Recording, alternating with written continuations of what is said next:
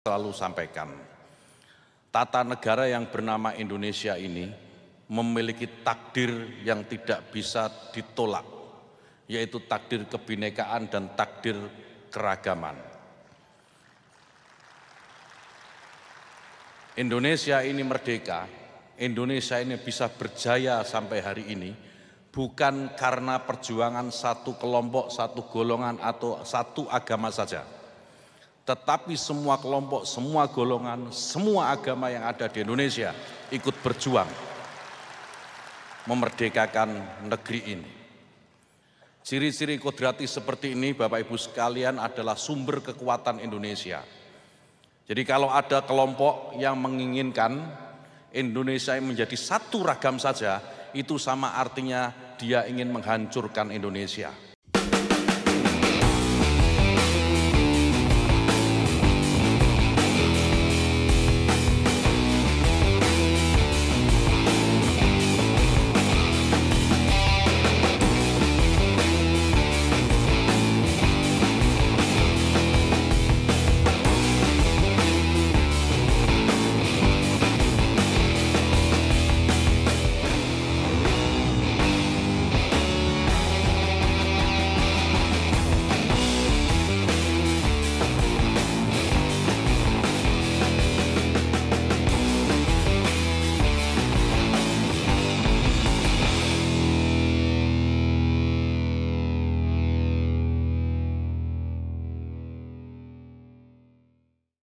Shalom, Om Swastiastu, Namo Buddhaya, salam kebajikan, salam sejahtera bagi kita semua, dimanapun kita berada saat ini. Kiranya kita semua tetap berada dalam keadaan sehat, dan apapun yang merupakan aktivitas kita pada hari ini, kiranya Tuhan Yesus memberkati.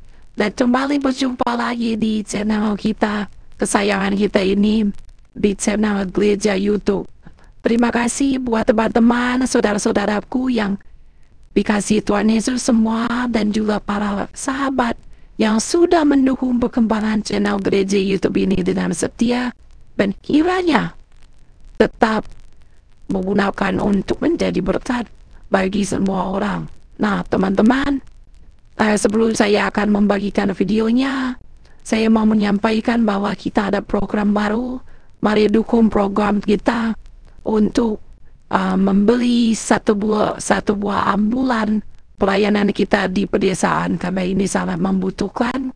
Program hari ini diusahakan untuk mencapai pembelian ambulan akan diberikan kepada jemaat yang di pelosok desa. Dia sangat membutuhkan, mereka sangat membutuhkan.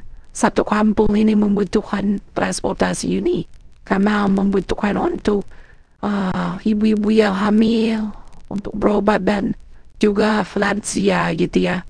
Sangat-sangat diharapkan sekali, dan kita percaya lebih baik kita membuat ambulan gitu ya, mobil ambulan. Jadi ambulan ini kan sudah ada stikernya dan sebagainya, itu bisa dimanfaatkan, banyak manfaatnya gitu, bisa digunakan untuk apa gitu ya. Ya, mungkin itu yang bisa saya sampaikan sebelum kita akan melihat ini yang rindu memberkati. Monggo di nomor rekening yayasan kita Cipta Pelita, itu yang mungkin bisa kita bagikan, atau lihat di deskripsi. Terima kasih, itu aja yang bisa saya sampaikan. Bagi semua orang yang sudah mendukung program ini, Tuhan Yesus yang membalasnya. Baik, pada video kali ini saya akan membagikan kepada kita semua, saudara-saudara, bahwa Menteri Agama minta maaf kepada umat Kristen, dan ini sangat luar biasa, saudara. Kenapa? Karena Menteri ini jiwanya luas ya gitu ya, pemikirannya dan dasarnya luas untuk membangun negeri ini gitu ya. Maka dari itu kita beserta tim sepakat untuk menayangkan video ini untuk menjadi berkat bagi penonton gereja YouTube khususnya. Mari kita saksikan video berikut ini. Assalamualaikum, salam. Selamat sore, salam sejahtera untuk kita semua. Yang saya hormati Ibu Dirjen Bimas Kristen, Ibu Jane Mary Tulung. Yang saya banggakan, Sekretaris Umum Persekutuan Gereja-Gereja Indonesia, Pendeta Jeki Manumputi. Masih main badminton, Pak Pendeta? Yang kami hormati Ketua Umum Sinode Gereja Bethel Indonesia, Pendeta Rubin Adi Abraham, dan Bapak Ibu sekalian yang tentu tidak bisa satu persatu tanpa mengurangi rasa hormat saya kepada Bapak Ibu sekalian, saudara-saudara umat Kristiani yang dikasihi. Yang pertama, mari kita panjatkan puji syukur kehadirat Tuhan Yang Maha Kuasa. Kita dipertemukan sore hari ini dalam suasana yang sungguh menggembirakan dan di luar dugaan saya, karena saya pikir acaranya ya biasa-biasa saja gitu. Ternyata acara sore ini luar biasa, banyak pakai baju adat.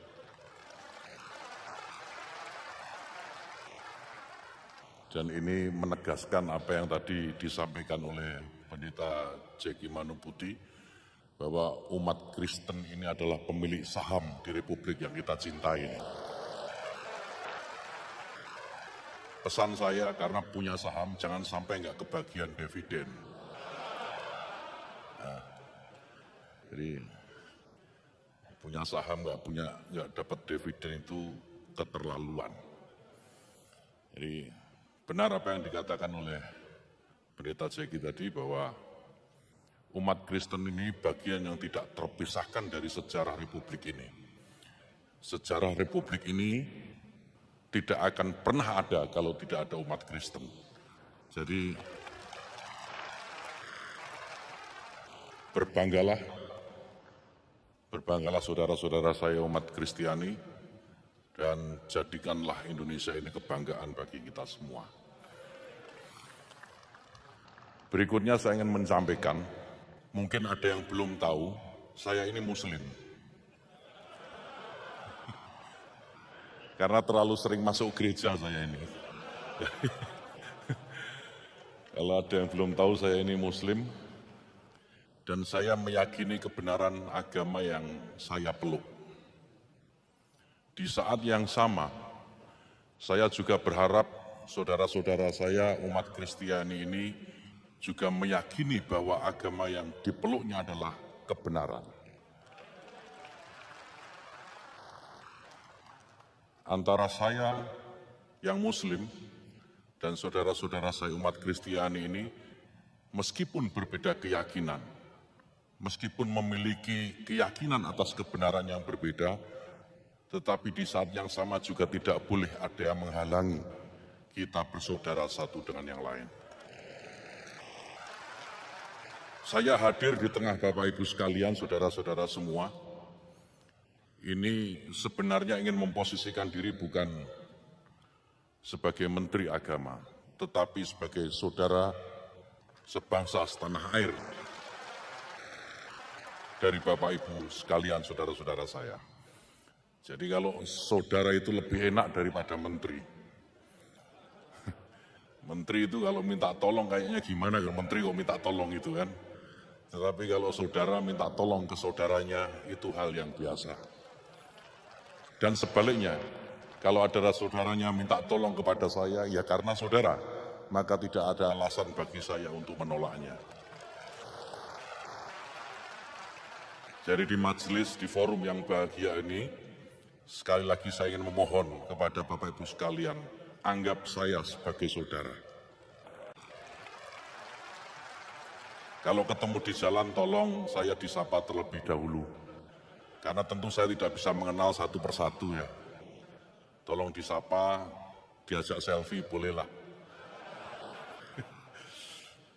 Saya berbahagia Bapak Ibu sekalian sekali lagi, dan mari kita memohon kepada Tuhan, Indonesia ini juga menerima rahmat kebahagiaan dari kebahagiaan yang kita rasakan sekarang ini.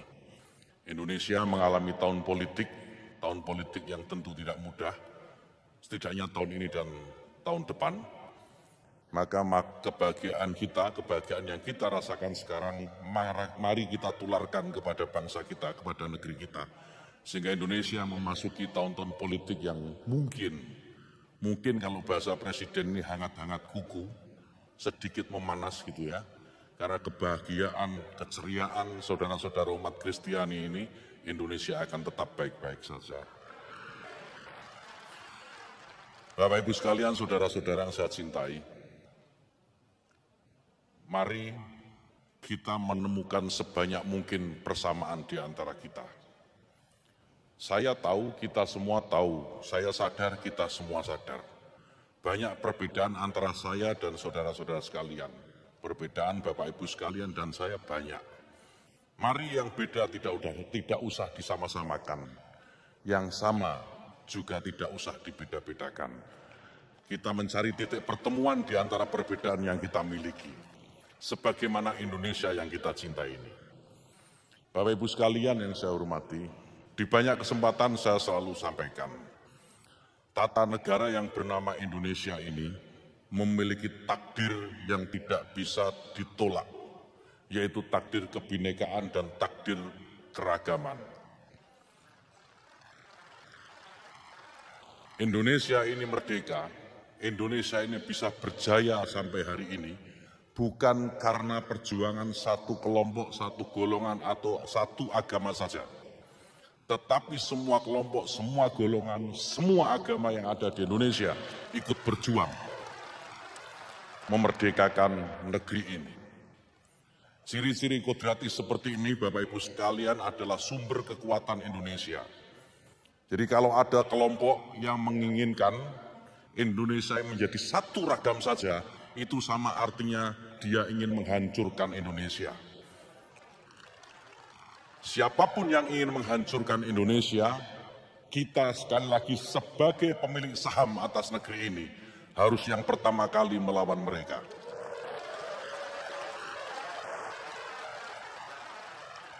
Oleh karena itu, saya juga merasakan sekaligus ingin meminta maaf dalam kesempatan yang baik ini.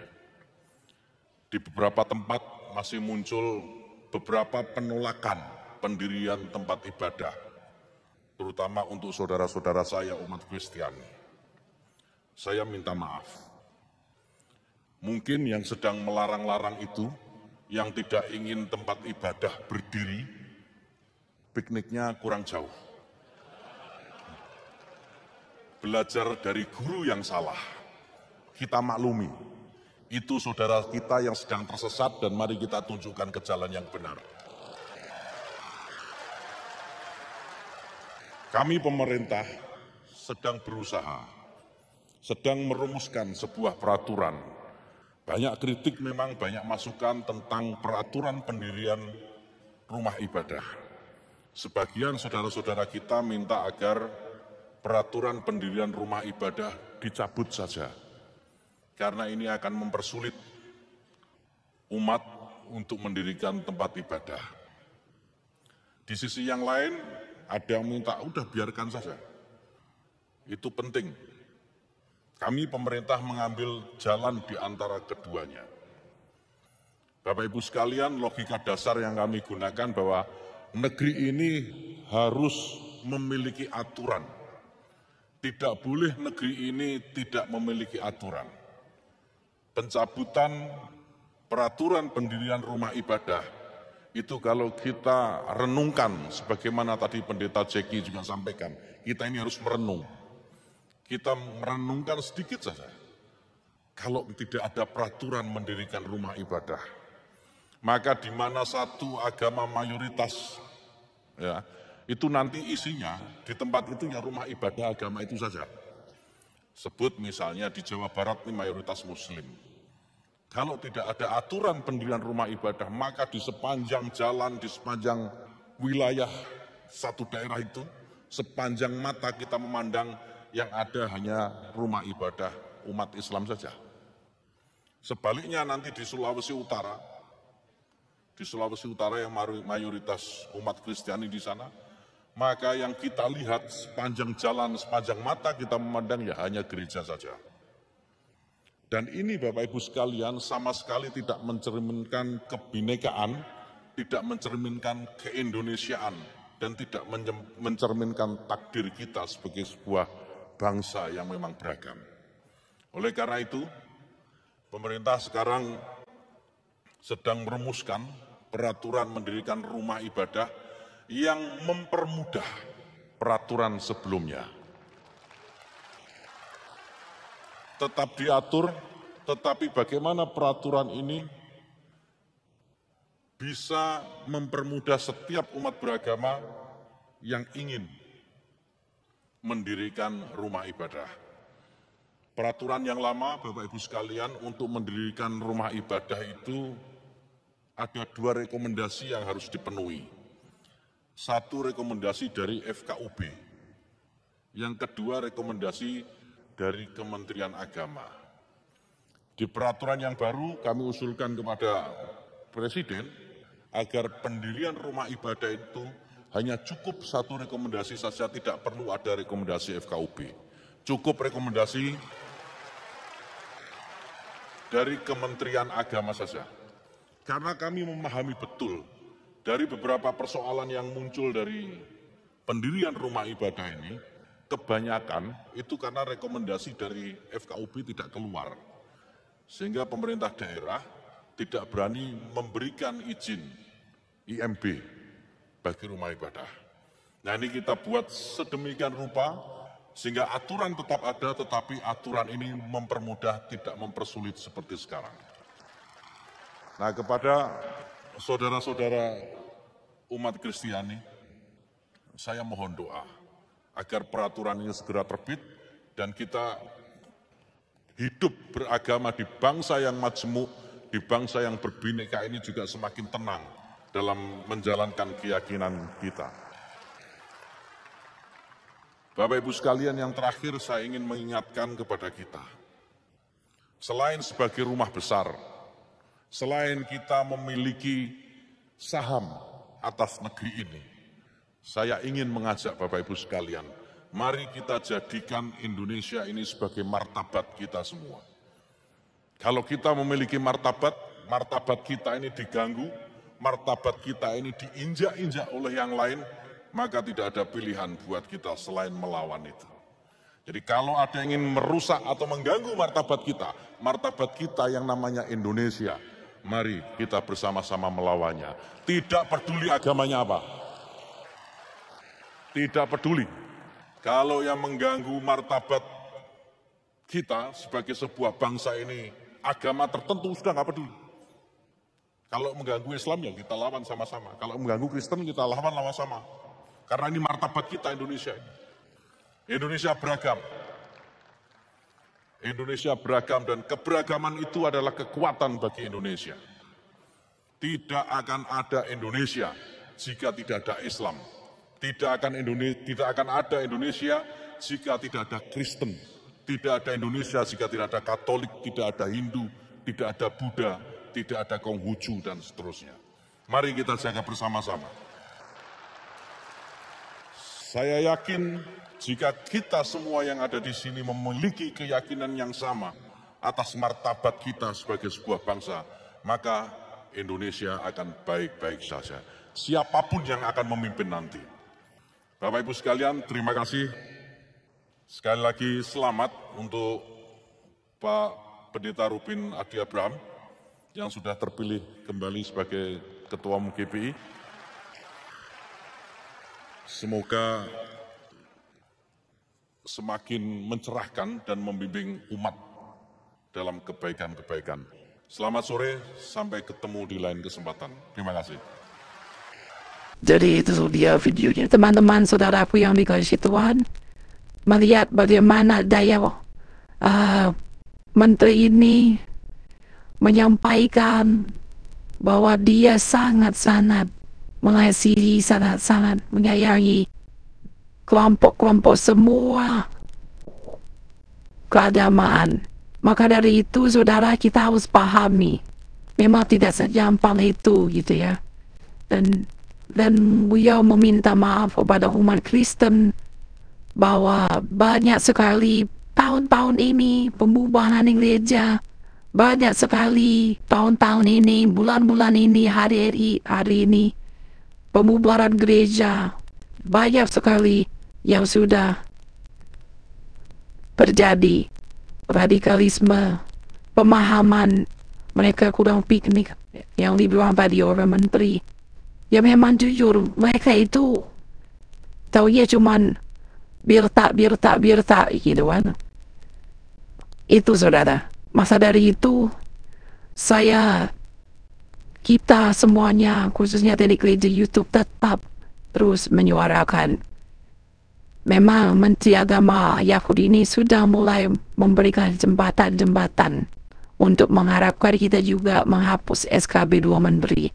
Kayak kemarin hari raya, hari libur Isa Al-Masih itu diganti dengan Yesus Kristus. Mulai ada perubahan, perombakan dan sebagainya. Kita terus berdoa saudara biar menteri pemerintah tetap terus peduli gitu dengan penindasan seperti ini. Ya saudara, apa pandangan kalian nanti?